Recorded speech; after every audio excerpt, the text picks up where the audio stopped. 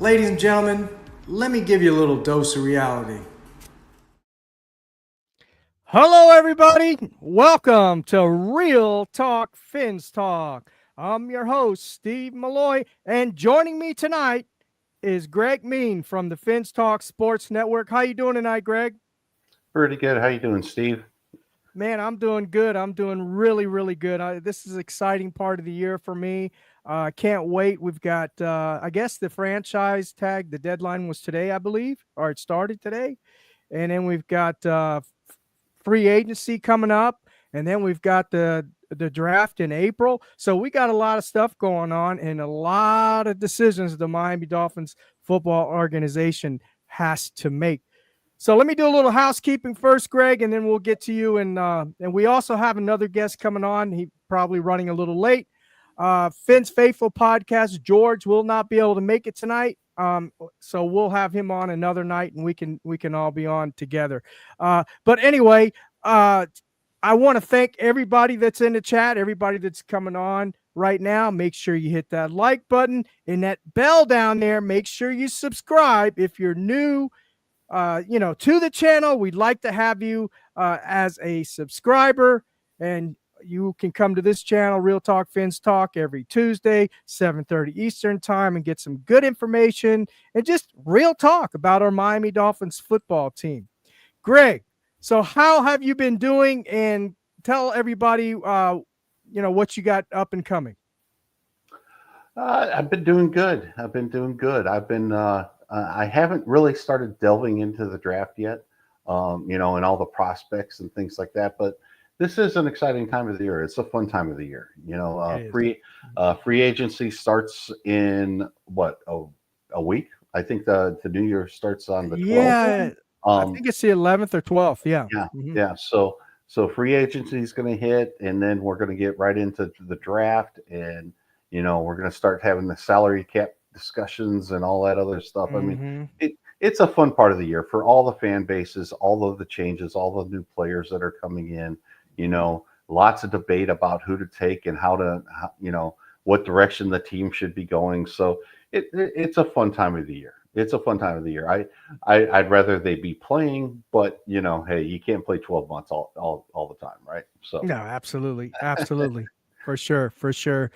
We're going to talk a little bit tonight about some things that I know we got hot topic button that we can talk about. I mean, everybody's talking about it.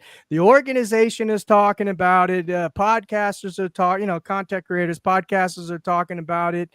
And it seems, national media is talking about it. Miami Dolphins are talking about the O-line.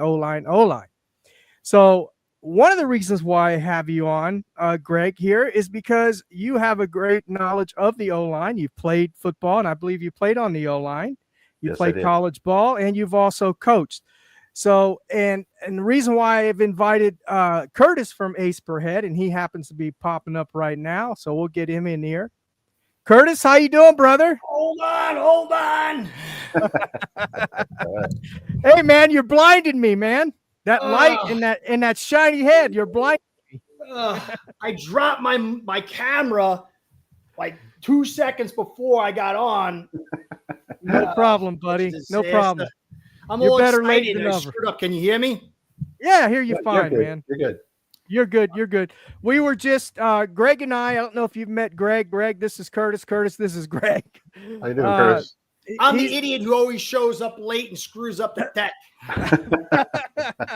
My deepest apologies. You're not on, are you? Yeah, we're on. Oh, even worse. I did that too. No, you're good, man. You're good. That's what makes this show fun. It's raw and it's live and in color. So Greg and I were just talking about the Miami Dolphins. Of course, talking about the Miami Dolphins.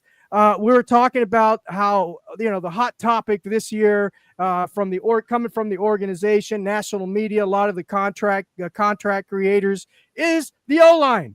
So that's one of the topics we're going to talk about is the O-line tonight. Specific reason why I have both of you on here tonight. George isn't going to be able to make it with Faithful Podcast, but that's okay. He said he's so sorry, but that he'll try and make it next time. But anyway, the reason why I got both of you on here primarily is because you Greg has played college football. He's played O-line, and Oh man, I'm in awe, dude. I love offensive linemen. There you go. And he used to be a coach, and then of course you, Curtis, you've played college ball, running back position, a little bit. And you've done a lot of the evaluations, as far as the O-line, for a few years now. You've had some really good evaluations on the O-line. So that, that's what we're going to do is we're going to save that for the next question. The first question I'm going to ask both of you, and I'm going to start with you, Greg, is what does the Miami Dolphins football team, what do they have to do to change the narrative this year and going forward? Greg? So Miami's not going to become a physical team overnight. All right. It just doesn't happen that way. And when you're building this team, and this team's built on speed, and it's built on dynamic plays and big plays, that's where they need to kind of get back to. All right. They need to generate more explosive plays. And part of that is what I think McDaniel basically handcuffed the team last year when he wanted to be this conservative kind of maintain the ball and minimize possession types of game plans, right? Miami was 30th out of 32 teams in explosive pass plays last year with Tyreek Hill and and Waddle. Okay. I don't know how that's possible, even if playing a backup quarterback. But they got to get back to more explosive plays. And then defensively, in my opinion, if Chubb comes back, which it sounds like he's going to, with Phillips coming back, with Chop Robinson and things like that, I'm not concerned so much about pass rush. I'm not even really concerned about interior defensive line. They can stop the run, and I think Steeler is a really good player. All right. I have all kinds of concerns in their secondary. To me, defensive football starts in the secondary. When a quarterback comes to the line of scrimmage, they don't look at the defensive front or the linebackers. They look to see what the secondary is doing, and the secondary dictates what needs to be run and things like that. I don't have a whole lot of faith in Miami's secondary right now, and the Eagles and the Chiefs and the teams that are advancing further and further into the playoffs, they have a really good secondary. So I would love to see Miami beef up the secondary. That's my number one thing that I think they should do. Do I think they need to build up the offensive line? Yeah. All right. But I also think that there's just a dearth of – there's just not enough good offensive linemen in the league. And this thought that you can build a wall in front of Tua and keep them safe and things like that, I just think it's misplaced. It's not reality. In my mind, find me another pass catcher, maybe find a bigger pass catcher who can catch in traffic and things like that, and then build the secondary. You do that. Those are the two big things. And then take shots downfield. All right. Yeah. You got it. You got to get back to being explosive on offense. Yeah. Curtis, same question. Well, I agree for the most part. For me, 2021 was a very big eye opener. The Tennessee game. I watched the Titans play nickel every single down. And since then, I've been really what I do is I watch the DCs, and not just a single DC, but through the book of the course of the season. And what I noticed, not 22, but 23 post the Denver game, is that the edges were playing wider. The linebackers were playing deeper. And the book kept getting kind of coalesced. And then once we lost our linemen, I even saw Dallas play dime in the red zone against us on the 4-yard line. And this year, we saw wide edge alignment from the ends, linebackers playing at 5 and 6 yards, constantly in read and react or drop. and then a cover 2, cover 3 high. And so for me, the main issue is that the explosive plays weren't there because, you know better than me, in the NFL, you take on occasion. Really what you take is what the defense gives you. And the defense just said, we are giving you the A and B gap. Take it. We're not blitzing. We're playing high leverage all the way from the box to the safeties. And so McDaniel was perpetually forced to check down because the pressure was still there. We didn't get a lot of pressure, but we threw a 2.04 clean time at 77%. We were the least blitz team in the league. That includes rundowns. And so for me, I agree that it's hard to find offensive linemen. And I'm sure you know more than me, but what I see is, and what I know is the league is turned, the cycles move to pass balance. And a lineman who has to sit and pass protect all day gets tentative.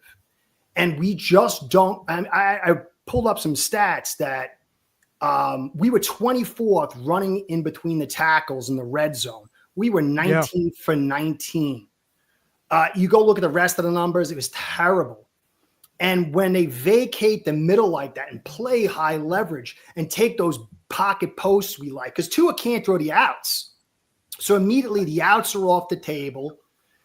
You know, the edges, once you play those linebackers at 5 and 6 yards, they're free of the scrum to the edges, and they can shoot those edges for whether outside runs and screens.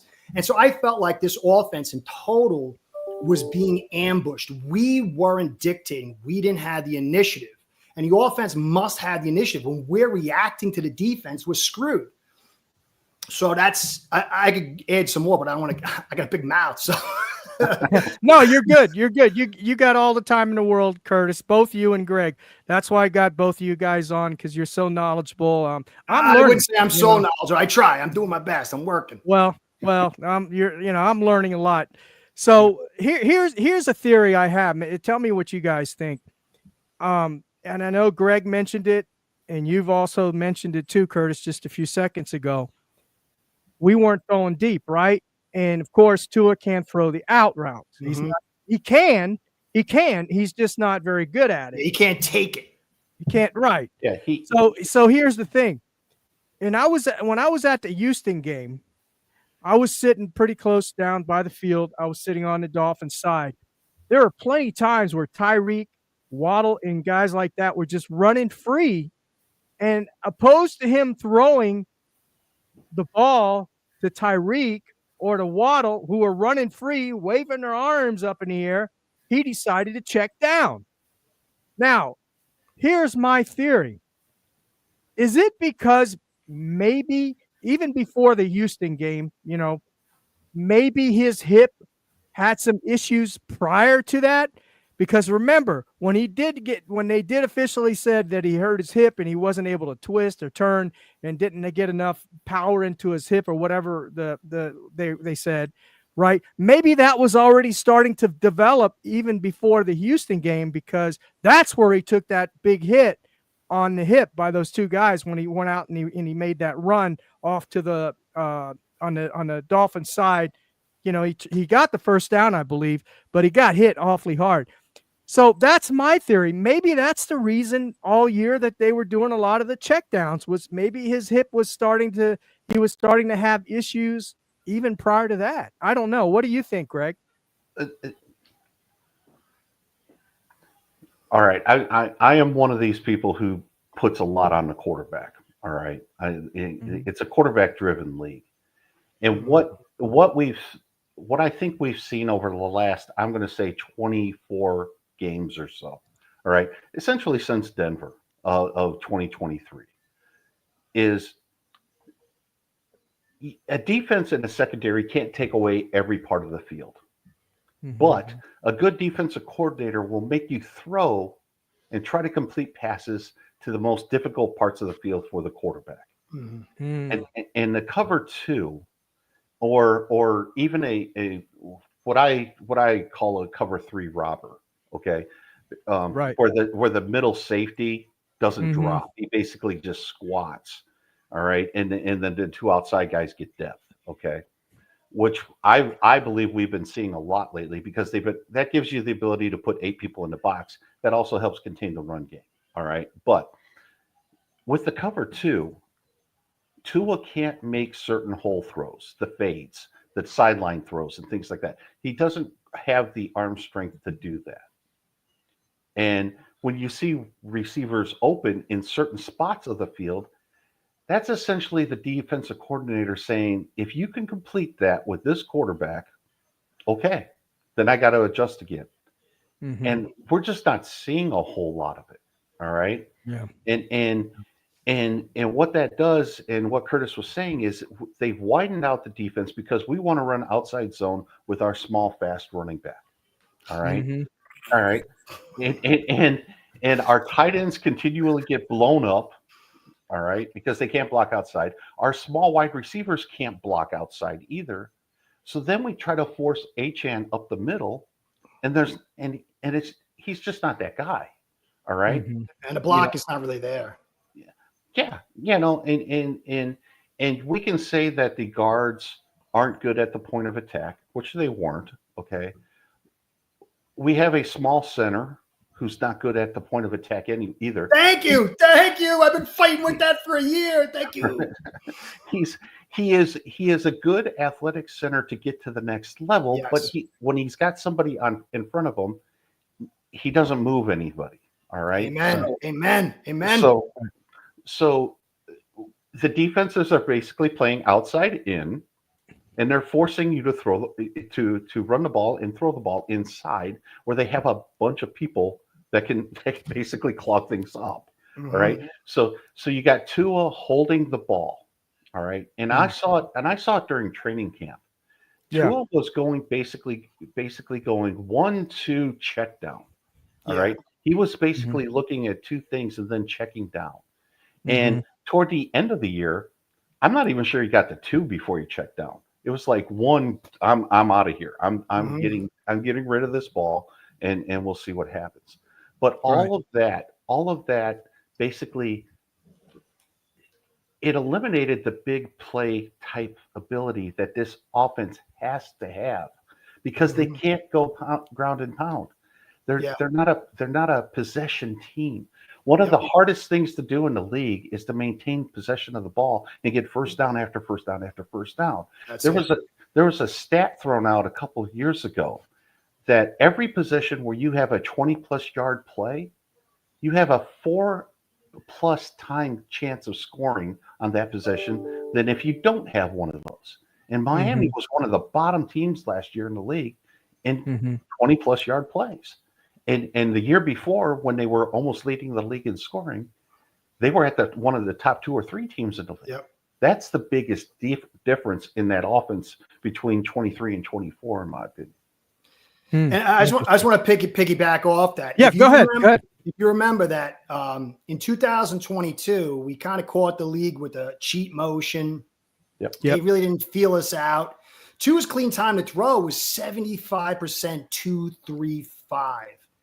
The following year, it went down to 77% 2-0-6 or 7. This year, it was 2-0-4, 77%. But the blitz rate went from 25% to 23%, and then this year it was 20%.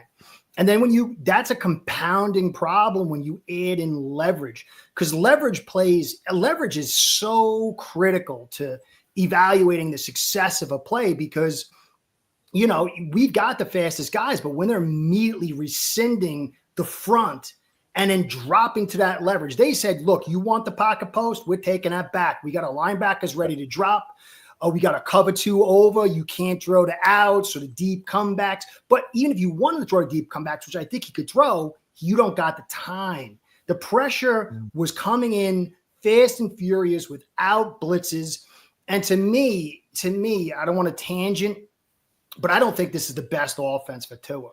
The best offense for Tua would be a run-centric inside run play action, because those pocket posts that he likes, he can get them off the play action with a tight end. You got to create real play action accountability, and we don't have it. No one is buying what we're selling. And so it's just, you're trying to ask a guy who's not Dan Marino to be Dan Marino, and it ain't happening. Right. Good point. And just to piggyback a little bit off of that, all right. One of the things that I don't think people realized was happening this year was, Curtis mentioned it, leverage. All right. Mm-hmm. It got to the point where McDaniel had to basically put in little BS, little motions and shifts to try to create leverage. And what that was actually doing was telling the defense kind of where the ball was going, right? Because of where it was. And the other thing that Curtis mentioned, all right, if the linebackers are playing deep and they're not coming up, all right, they're basically slow playing a run. They're essentially begging McDaniel to give to hand the ball off. Yep. All right, and then they react after they identify it's a run. That's why play action wasn't working so much. That's why those holes in the middle of the field that Tua used to like to hit, all right, the year before, weren't really theirs because the linebackers weren't doing much. Yeah. All right, so all of this is trying to create leverage. All right. And if you don't have the players needed to create that leverage, you got to kind of cheat the system. And what we saw constantly last year was all of these little cheats. That little tight end motion where they basically, the shoulders are parallel to the line of scrimmage and he shuffles like 2 steps at the snap of the ball, was all designed to give them a blocking angle. Yep. Smoke and mirror. I call it smoke and mirrors. It's smoke and mirrors. I've been calling this offense and the Shanahan West Coast offense smoke and mirrors for years because that's all they're trying to do. They're trying to trick you. And if the defense is sound and they don't fall for the motions and the shifts and things like that, it's really not giving the quarterback any information. No. And at that point, he doesn't know what to do. So he's seeing one, maybe going to 2, but then he's like, oh crap, I got to check down now because I know I'm not getting the protection that I need, but I also don't really know what they're doing. All right. and this whole notion that if you motioned less and you shifted less and things like that, and just let Tua eat and just let him operate, I don't know if he can do it because we tried to see it a couple times and he seems to fail at it a lot. When was that? What years are you talking about? When he fails at, you're just getting to the line of scrimmage. Just getting to the line of scrimmage. And but I'm saying, you talk about 2021 or what season? Well, I'm talking in like pure 2-minute drills where you can't run shifts and motions. Yeah. Right. Yeah. Where basically you got to line up and you got to run the play because of either clock management or something like that. In the times where they're not shifting or motioning, the offense isn't that good. And especially the passing game isn't that good because I don't think Tua reads the defense all that well without the help of the shifts and the motions.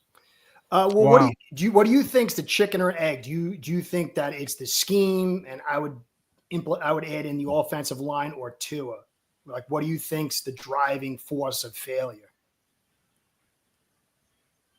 So I know it's sort of a big question, but some people say it's all about Tua, or some people like me would say I tend to think that it's definitely all about Tua. Well, guys like Steve might say that. So I'm old school, all right, things like Me that. too. You have a 6-inch playbook, okay? You have a 6-inch playbook. Basically, that playbook gets skinny down to maybe a 1/2 inch in the season. Basically because of what your quarterback can and can't do. All right. I mean, your offense is built around what your quarterback can and can't do. It's always that way. That's the first cut down. All right. Part of me thinks that McDaniel is limited in the play calls because of what Tua can and cannot execute. All right. And then you drop it down to the next level and say, okay, my choice as featured running back was, Achane, and he can't really run inside. So now I got to, I limit the run game to kind of outside zone and a few other things like this that try to get him on the perimeter. All right. Then you say, okay, I also have a couple of guards who really aren't good at the point of attack. And if the defense lines up with somebody on my center, I really can't run the football up the middle. So now what else do I do? So you start checking all of these boxes down, and all of a sudden your 6-inch playbook is a sheet and a half, and you got a dozen different, basically concepts that you can run. And you just don't have that many options. And I think that's one of the reasons why defenses sort of figured out this offense the later in the year, the last, in November and December, is because everything's on tape. There's not a surprise anymore. There's nothing new that they're running, and they're not good enough to basically just overwhelm you with talent and say, yeah, I'm going to line up.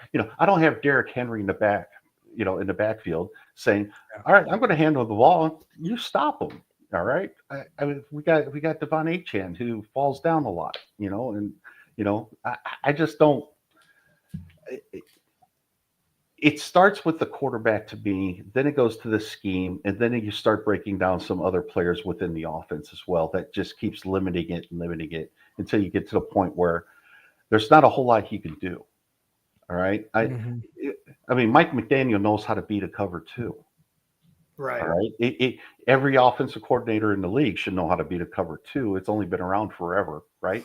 And things like that. Right. But if you don't have the players to execute the plays to beat the cover two, then the defense is never going to change it, right? I mean, the defense only has to change when you start beating it. So it's as far as chicken and egg, I'm not sure if that answers your question, but to me, it starts with the quarterback, and then you just keep trickling it down until you get to the point where you're on a page. Yeah, my take, and I'm just my take, but I've coined a phrase that the offensive line makes the NFL world go round. Being a running back and playing, I know what it's like to have bad blocking.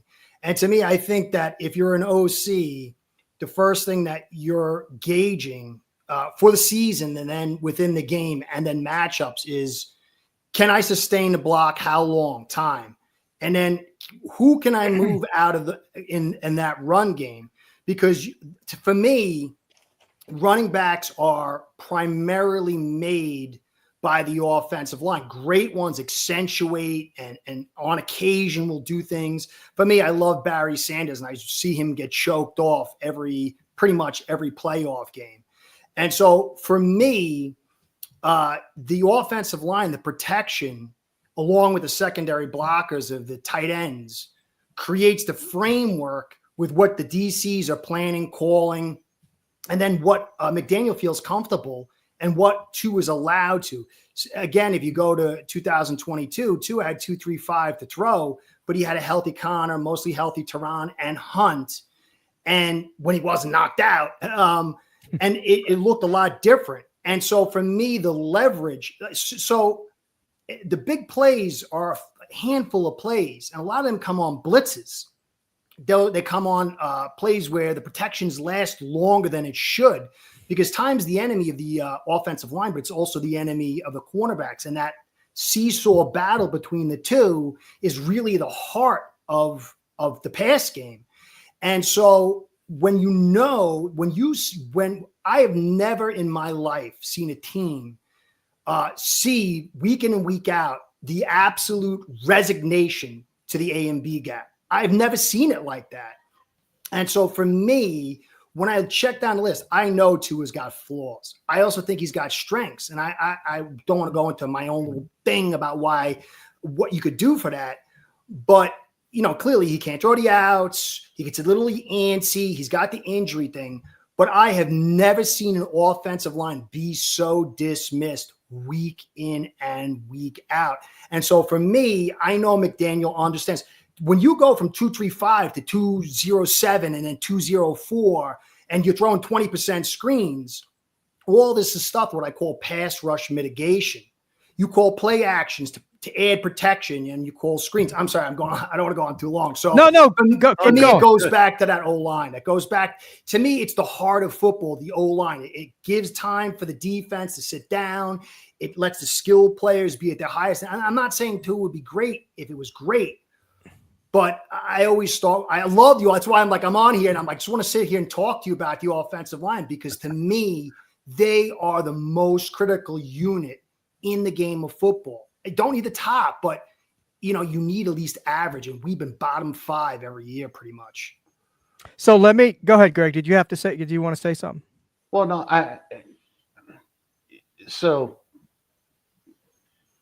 I don't believe the O-line prevents you from throwing deep, because Tua, to get the ball 50 yards down the field, has got to release the ball in about 2.5 to 2.7 seconds. All right. The majority of pressures in the league in the NFL right now are based on scheme. All right. They're scheming pressures because quarterbacks get the ball out so quick. Part of what I think Tua struggles with, and there was a play that blew up online this week about, there were 3 open rushers coming at Tua during the Kansas City playoff game, right? Well, that's because he had the offensive line blocking the other way. All right. You know what I mean? I mean, somebody has to set the protection when DBs are coming off the edge, because the O-line's not paying attention to those, right? So there's a couple things there related to the quarterback. As far as the run game goes, basically run games are all zone blocking anymore. There's very few teams that do basically man up, exploit the whole blocking, because you just don't have time to practice it as much as what you used to. So there's always a zone type of scheme going on. All right. What I think the defenses have done a pretty good job of, a real good job on against Miami, is covering up the guys who can't move people on the offensive line. Shading, which is a lot.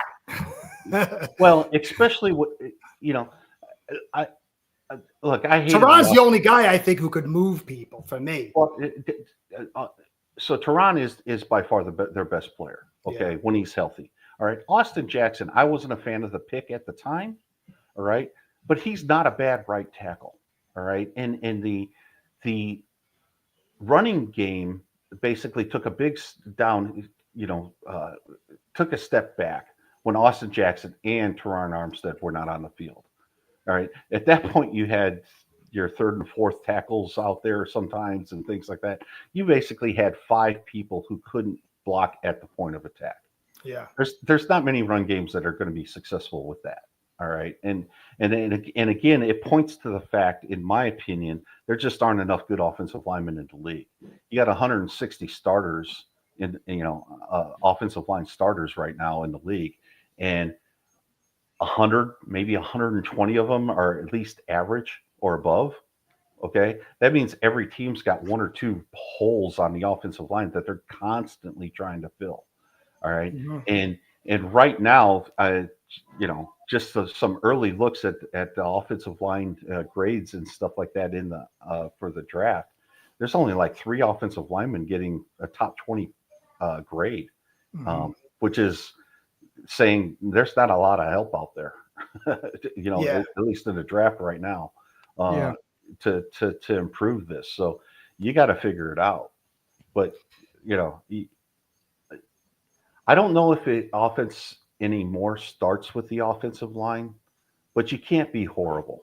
And with the injuries and things like that Miami experienced last year, there's no team that's going to be good playing their 4th tackle on the offensive line. Yeah, for sure.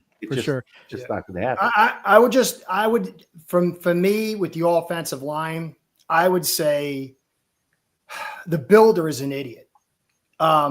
So we build incongruently. So you draft Eichenberg for a 2nd and 3rd round pick, which, okay, go for a 2nd, but he traded up and missed a lot of talent. But then he stuck with him for year after year only to cut him. That showed stupidity. But then he would keep Robert Jones, who's not an outside zone player. Mm-hmm. And then you would force Eichenberg to be the backup center. And then you would draft Jackson, who he's okay. He gets beat very quickly on pass rush at times. He's okay on outsides. I don't think he can drive block anybody. He's not really good at inside zone. But then you pay him $12 and $13 million. And it's very similar to what we did with Jesse Davis, paying him 10 to be the tackle. And so I thought he did a great job, and the staff did a great job with Connor. I thought he was a fool not to sign Hunt. I am on record as saying the cycles are shifting. You're going to pay a huge premium on these interior players. Not signing Hunt in 2022 was criminal. I understood the roll of the dice for Tehran. He was so good. You need a guy who could block on his own. But then he just didn't. Missing Zach Tom was also criminal. There's just so many inept moves. And I just believe that, you know what, if you run the football more, and you can find some guys, you can find that right guard who's maybe not the best pass block, and you roll your help to him. But if you're running that football and you get that defense guessing, it starts making things easier. But when you throw all day, it makes things hard. That's just my take. Yeah. And I'm going to piggyback on what you said as well. What we need back there is we need a Walter Payton is what we need. Because Walter Payton made holes on his own. He didn't need any blocking. He's like so good. I think he had the best year of any running back at 1977. Yeah. I saw him. I had the pleasure of watching him play in Miami. Back in '80s when they played the Chicago Bears, the Miami Dolphins in the Orange Bowl, and they were going for they were undefeated that season. Yep. Or they were going to be undefeated, and Miami beat them with Dan Marino. Sweetness was unbelievable. Yeah, his legs never stopped moving. Stopped moving. It is unbelievable, man. But anyway. Him and Earl Campbell. I loved him and Earl Campbell. Yeah, Earl Campbell. Tyler Rose. Yeah, Larry Zonka. But anyway, I wanted to talk about the O-line, and since you guys have brought that up, we're going to go ahead and talk about this a little bit. I just want to say I'm sorry. When I played in college, and it was just a small stint, I would sit and watch the O-line coach and the O-lineman, and I was always so fascinated. I think it's the most beautiful position group in the game, man. I want to talk to you some more and get some inside scoops, brother.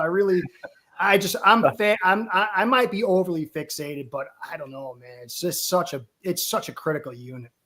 So I can talk about this stuff all day. So it is, and I love talking O-line too. I part of me though is it. The emphasis on the O-line has gone down so much at the high school, college, and even at the NFL level compared to what it was, back in the, I played O-line during the Cowboys heyday, with Allen and, those guys. And man, he was unbelievable. All right. Those are the guys I watched tape of when I was playing. And those are the guys I showed tape of when I was coaching, man schemes and things like that. So I kind of missed 600-pound bench press. Oh, that guy was strong as crap. Yeah, he had such good feet for a big guy. Oh, God. yeah. That was anyway. Which reminds me, now that we're going back in time a little bit, on the Bench, what is it? Backup Bench podcast, JB on the Backup Bench podcast. He interviewed AJ Dewey about 2-3 weeks ago, and then if you go watch the last video he made, he interviewed Larry Little. Larry Little, man, you want to talk about some stories? But I met Larry Little. A lot of the guys used to congregate in the Miami Springs area down where I used to live because it was central to the Miami International Airport. Back in the day, those guys had jobs on the off season, right? They weren't getting paid the money they are crazy. Now. So they were trying to get as close to the airport as they can. They didn't have all these luxuries they have nowadays. But Larry Little went into the 7-Eleven. I was probably 12, 13 years old. I was in amazement. I couldn't even talk, man. I was so amazed. But he was in there. He's buying a gallon of ice cream, and big dude. His shoulders were like this freaking wide, man. But anyway, if you want to watch you want to go back to some old, some history of the Miami Dolphins, go and watch back up Ben's podcast. But Larry Little was saying the O-line that Don Shula had constructed, all of those guys were makeshift. None of those guys were drafted by the Miami Dolphins. They were all free agents. Norm Evans, Wayne Moore, Jim Langer, Larry Little. Bobby Bethard did a great job. Ed Newman, Bob Kuchenberg, all those guys. Well, I don't know about Ed Newman, but I know Bob Kuchenberg. I remember Ed Newman used to have his card, dude. I love that. He was like sitting there watching bloody hands. He said there was a makeshift. They weren't drafted, and but anyway, and he felt that Jim Langer was the most underrated center in football. He thought he was one of the best centers in football, Jim Langer, and I thought he was too. But anyway, I thought I'd bring that up. That was pretty interesting. Well, I grew up in the Chicago area. All right, I grew up. I grew up 30 minutes from Soldier Field, right? And I was 40 minutes to Notre Dame. Okay, so I was Northwest Indiana. The first college game I ever went and saw, Joe Montana was quarterback for Notre Dame. All right, wow. Shows where I'm at. All right, shows you how old I am. But the reason I'm a Dolphins fan is because Bob Kuchenberg and his family grew up in the town next to me. My family and his family worked at the steel mill together. The first time I met Bob was, I want to say 77, 78. Somewhere in there. I was 6 or 7 years old at the time, right? And he was playing on a Steel League softball team. Him and my uncle were on the same team playing my dad's team. All right. Oh, wow. Bob Kuchenberg had to work at the steel mill during the summer. Okay. Yeah. Because he didn't make enough money playing football. That's so crazy, isn't it? Yeah, absolutely. Biggest man I'd ever seen in my life at the time. I was just like amazed by him. Yeah, my aunt used to work at a bank that Murphy Morse used to go in there and cash his check and stuff like that. He only made $1,500 a week back. Now that was a lot of money back then, but nothing like what they're making nowadays, man. $1,500 a week. So that's crazy. Anyway, the way back. Those are great stories, man. You lucky dogs. The best I got to say is I met Keith Jackson's cousin. Keith Jackson. That's all I got. He was a good one for us. He was a good one for us, man. But I wanted to get back on track to this O-line again because it's been a hot topic, a hot button. Everybody's concerned about it. Curtis, you've made it a point. You've emphasized a point. Yes, but let me just give you the PFF grades for our O-line. Our O-line, okay. Now, grant you, these are not the blocking and passing grades, but it's the blocking and passing grades together and averages. And so I'm going to give you their total of what their PFF grade is. And now grant you, a 60 or lower is backup material. If you have a 60% or below, right, that's a backup. Okay, keep that in mind. Robert Jones, who played guard for us last year, had a grade of 54.3. No bueno. Liam Eichenberg played guard for us last year, had a 53.1. Yeah, there was one game where he had a 35. I know. Now, Aaron Brewer was solid, but as you both have pointed out, he doesn't have the power. He's not he's not going to push anybody, move anybody. 73.13. So that's a solid center for us. Austin Jackson. Everybody's been talking about Austin Jackson. Oh, we missed Austin Jackson. Blah, blah, blah, blah, blah, blah. He's made a big difference. 60. 60. Taron Armstead, we all know him. He had over 80. It was 86 point something. Patrick Paul, the rookie, now small sample size, but he had a 45. Rookie. Yeah. Rookie. But he was a second round pick. But there's a certain context I want to add to that because I love PFF. Absolutely. I don't like their overall grades, but I like the data behind there. Right. The biggest problem with PFF is it's non-contextual. And so the fact that the second fastest throwing team in the league what is Dallas? I can't remember the kid's name. It was 217.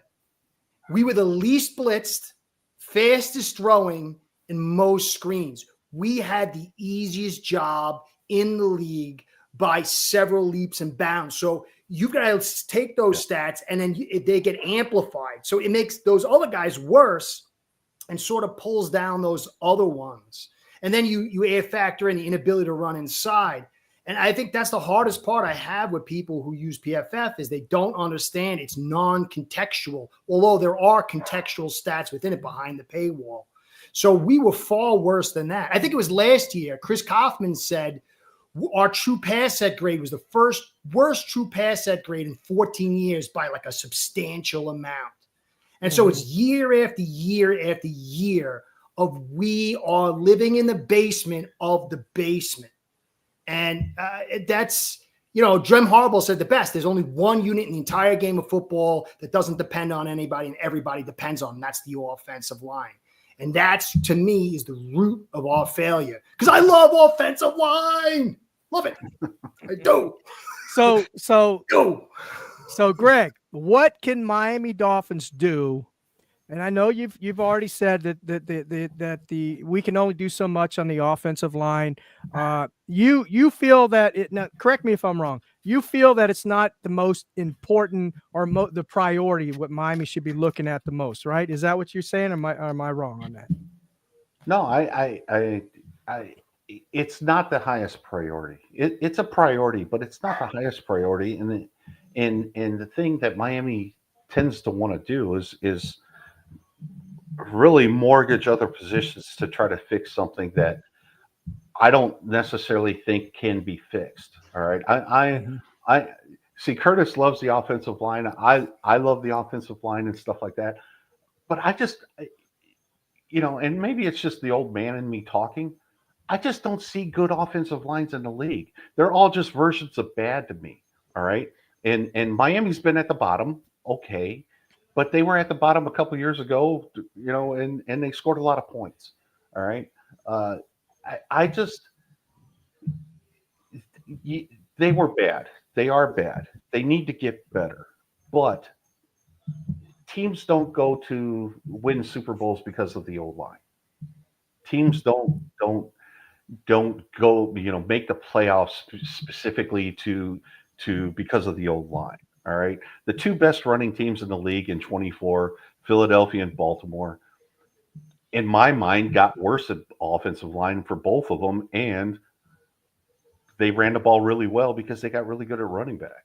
All right. I think it was like a combo pack, though. You kind of offset some of the, you pulled some talent out and then you added some substantial running back, You added a substantial running back. And from, in Philadelphia's case, basically they had a lot of explosive runs because the O-line got Saquon Barkley to a spot where Swift the year before got tackled and Saquon Barkley basically exploded and scored 160 yards, right? I mean, so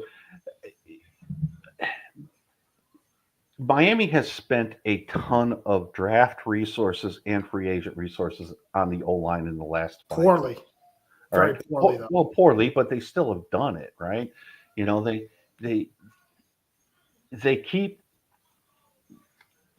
They need to fix it. All right. But in my mind, it's not their biggest issue, especially on offense. But I understand why people are saying that. But you got press people out there saying we need to build a brick wall in front of Tua. Name a quarterback that has a brick wall in front of them. They just don't exist. I agree. But I don't think we can get by with paper mache either. And I think that's what you can't. No, you can't. And going into last year, now looking back on it with Eichenberg at guard, with a small center and with I mean, that's you think about it. That's like somebody who's taken a little bit too much acid and drank a bottle of booze to go out and then to come out and to tell us this is the most confident they are in the offensive line, and then come out this year and say, well, it's clear to everybody is the nose on their face. Like there's something going on in it that like people are a little delusional, I think. And it's The bigger problem with the offensive line, and Curtis, you may agree or disagree with this, but it's the parts just don't fit. Even if the No. players were better, Yeah. all right, at what Incongruent. they're incongruent. They don't fit together. All right. It's like in the secondary. If you have one corner who can't play man but is really good at zone, and you got the other corner who can't play zone but is really good man, they just don't mesh. You can't compensate for it. And Yep. and I see that on the offensive line. It's just a bunch of misplaced pieces. There's no congruity there. Yep. And I think it's a compounding issue of the incongruency and the lack of talent. I agree. As you said, you made a great point there, Greg. We've got a mix max of offensive linemen. You have some guys that are better in pass blocking, some guys better in run blocking, other guys, you know what I mean? There's no balance. There's not somebody that's just decent pass blocker and a decent run blocker. He's either a decent pass blocker and a shitty run blocker. It's no balance in the O-line. Well, and I think that's part of the reason why they let Hunt go to Carolina. I don't think he would necessarily fit what McDaniel saw as part of the run scheme and how to do it. Right. That's crazy. To me, I don't know. You're an offensive line. I truly was in love with. It's a shame. I love the chemistry between Hunt and Connor. I thought they were like a dynamic. They worked so well together. I remember that run in the Patriots when it was at the end of the game and they doubled. They were such a great combo. Here's the thing, Curtis. Here's the thing, Curtis and Greg. That's my point that I'm trying to make, right? You brought up Robert Hunt, right? Robert Hunt was solid all the way around. He brought a balance to this offense. He wasn't a great pass blocker, but he was solid. He wasn't a great run blocker, but he was solid. He brought a good balance. He'd have been worth that 16 in 2022. We should have signed him for about 16 in 2022. I thought that was crazy. Well, Hunt was a good enough player to basically cover up for Eichenberg when he had to play center. Yeah. Well, great point. Great point. Yeah. But I just don't think he fit with what McDaniel saw as an offensive line scheme. And he's high. There's wrong. I know, but it's a don't start any rumors. I don't mean it like that. I just mean he's like that's like crazy. You know what I mean? Okay. Yeah, I got you. I because there wasn't a reason not to keep him. All right, and especially if you're thinking longer term, when Armstead's going to only have maybe 1 or 2 years left. Give that guy the money. Maybe it goes back to Greg. It goes back to Greer's just not competent. Absolutely. He's just not competent. Absolutely. Yeah. He's competent. At some point, you need to watch our show with Brett because Brett. I do. Brett loves Greer. I'll start watching you from now. Pencil in now. Oh, what happened? Somebody likes me? No, I said Brett on our telecast. Everybody likes you, Curtis. No, not many. You were requested to come on this show. Oh, that's great, man! It makes me feel happy. I'm usually the bad guy. I'm like the Grinch that stole Christmas over the last couple of years. I'm definitely gonna check you out, Greg. I'd love to just get a chance to chat with you because I really want to dial in my knowledge on your offensive line. I think I'm good conceptually. But I need to work on some other stuff. So I would love to get us a chance to. Oh, here, wait a minute. Let me grab this real quick. Anytime you want to go, I got the old time grease board going. Man. Oh, that's sweet. I would love to learn from you. Really. Because I it is like I learned, I played a little bit and then, you're a general fan. And then I had to start doing this thing. And I thought I started getting better, but I had a D1 cornerback come on, and he really helped me and Steve out. And I was like, man, my game is not sharp. Yeah. And so I learned a lot. And that's the beauty of this game. This is why this game is so beautiful. It is the beautiful blonde you can't capture. It's the white whale you never grab. It's always a state of learning. So I would definitely love to learn from you, man. Not a problem. Yeah. No worries.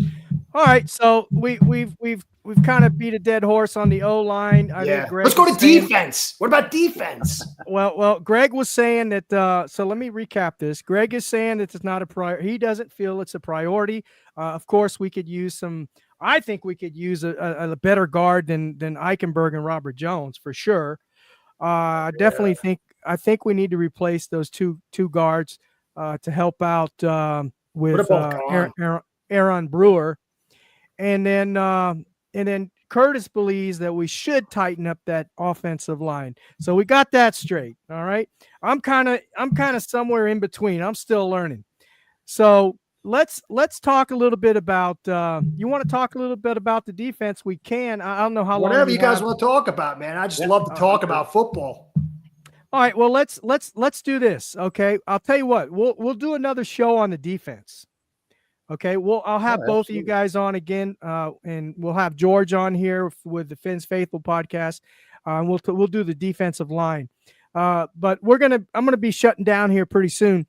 But so what I did want to do is I wanted to ask both of you the question that I had a show last week on, and that is, here it is, and I'm gonna start with you first, Curtis, and then we'll go to Greg. Who do you think is on the hot seat this year? Greer and McDaniel, both, or McDaniel or Greer? Which one of those is on the hot seat, or are they both on the hot seat this year?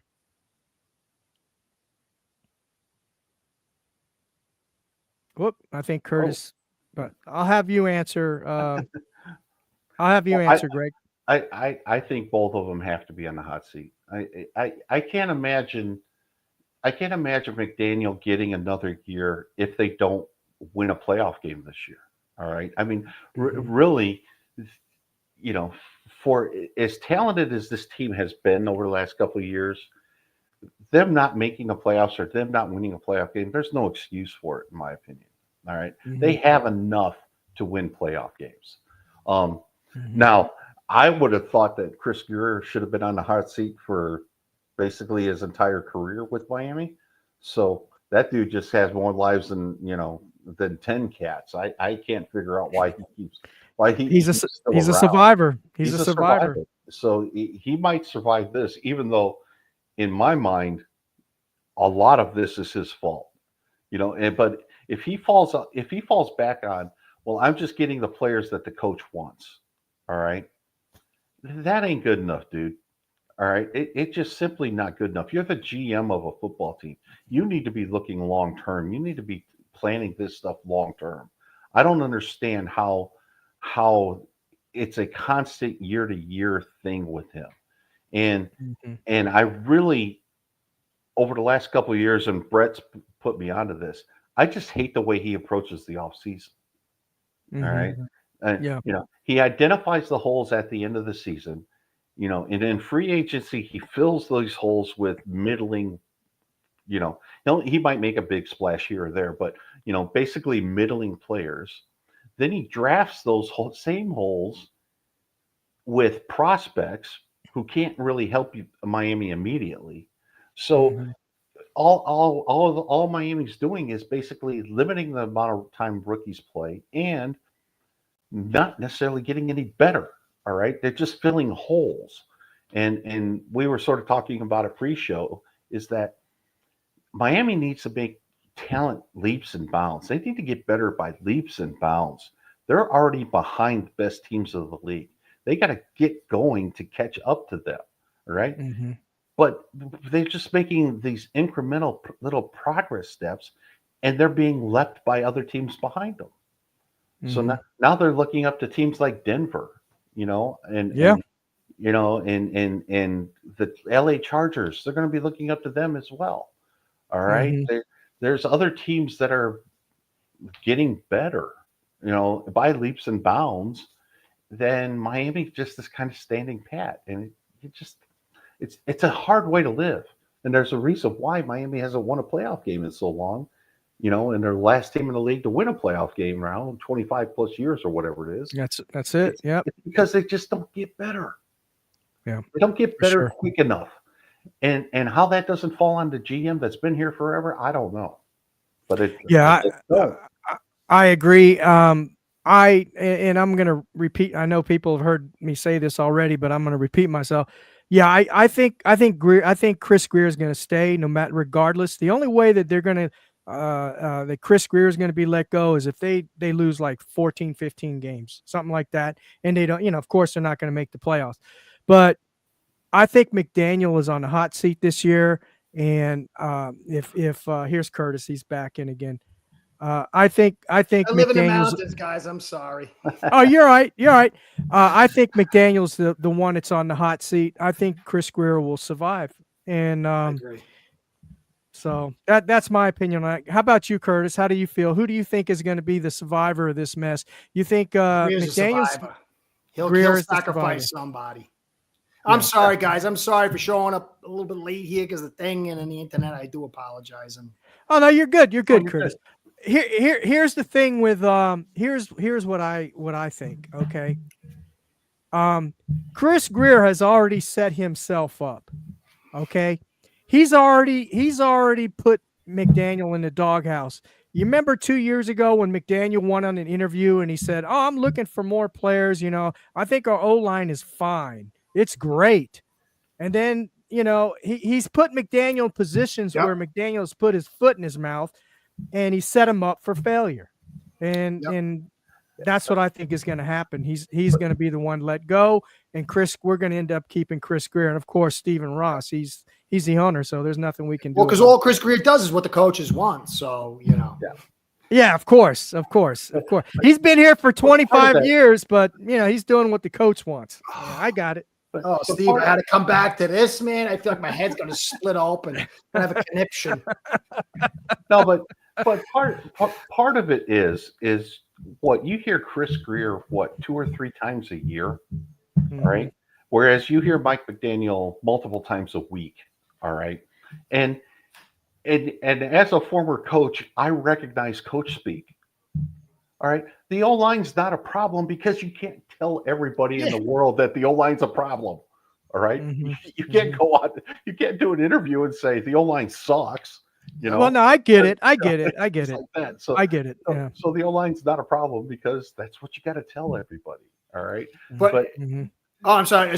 But the thing is, the Dolphins are masters of creating optics.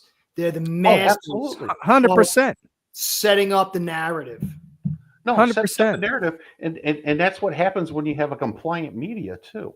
You basically tell them. I love you, Greg. I love you. I do. Hey, I don't agree with everything you say, but I do love you. Omar Kelly, right? Beat writer with the Miami Dolphins. I like Omar Kelly, right? I do like Omar Kelly. Yeah, I do. But when this Bullygate scandal happened in Miami, he said it himself. They said that I had to lie about. How is that a huge story? And how is exactly that a story of trusting the media being the fourth estate and not living up to its duty? It died. 100%. It died like instantly. Yeah. It was gone. So you think I'm gonna trust anything that Omar Kelly says, or any of those beat writers anymore? It's trust but verified, but the trust is very thin. Absolutely, 100%. You said it. That's exactly trust but verify for sure. You really got to dig deep. That's why I love David Hyde. I do love David Hyde. I like David Hyde. He's the only guy I trust. Even Alan Poupar is pretty good too. I like Alan Poupar. I like Poupar. Yeah, I think he's a smart guy. I like him. He really is. I like them all. I just sometimes I wonder how much is like hopium to go along with the flow, Yeah, for sure. All right, guys, I'm gonna shut the show down. I could go.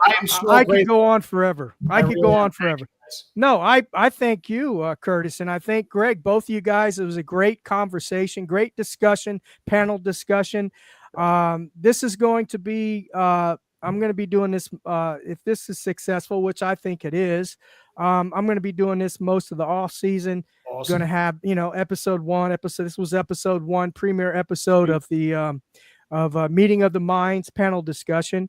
So I think it was great. So I appreciate you guys for coming on, and we'll do defense next time and talk on some other Dolphin stuff.